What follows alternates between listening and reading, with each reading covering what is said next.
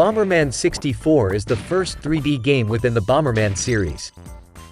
It implements a different single-player mode by incorporating action-adventure and platforming stages instead of arenas in which enemies or other elements must be destroyed.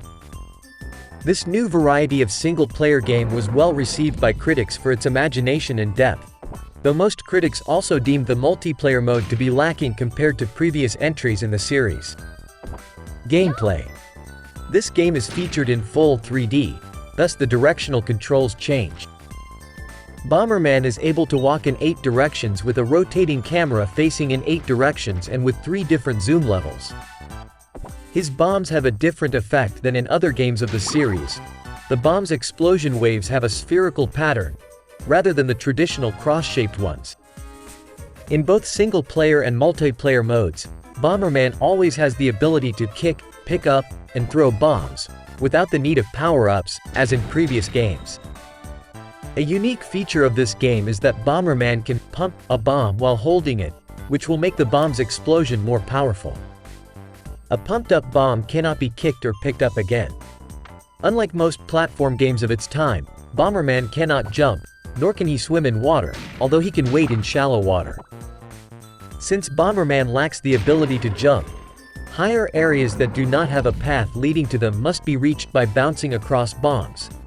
Typically, this requires the remote power-up to avoid the normally timed bombs exploding early.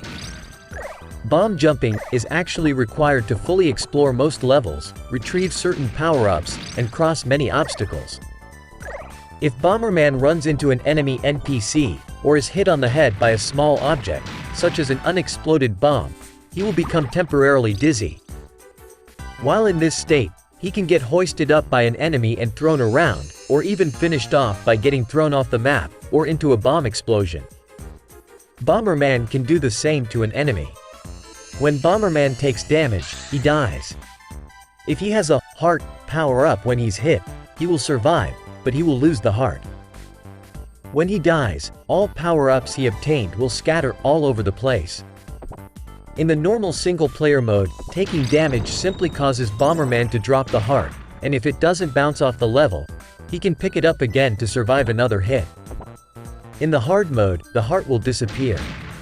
The game has 4 bosses, all of which perform the same bomb attacks as Bomberman.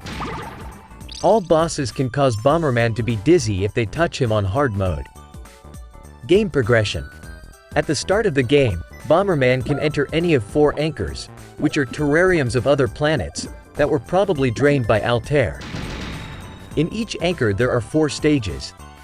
The first and third stages are adventure stages which Bomberman must navigate by solving puzzles and blasting his way toward the goal arrow.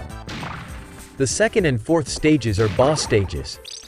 Bomberman must fight Sirius or one of Altair's subordinates in the second stage, and he must fight the world's guardian in the fourth. After Bomberman beats the first 4 anchors, he can enter the Black Fortress. Like the previous worlds, the first and third stages are adventure stages, but this time Bomberman must fight the Guardian in the second stage and Altair himself in the fourth stage. In every stage there are 5 gold cards to collect, 100 total. Once all gold cards have been collected, the player can unlock the secret world, Rainbow Palace. After all the gold cards have been collected from there, an additional 20, making a grand total of 120 gold cards, the player unlocks more courses in multiplayer mode plus the full power cheat option. With the cheat activated, Bomberman starts with 8 bombs, 5 flames, power bombs, and remote bombs.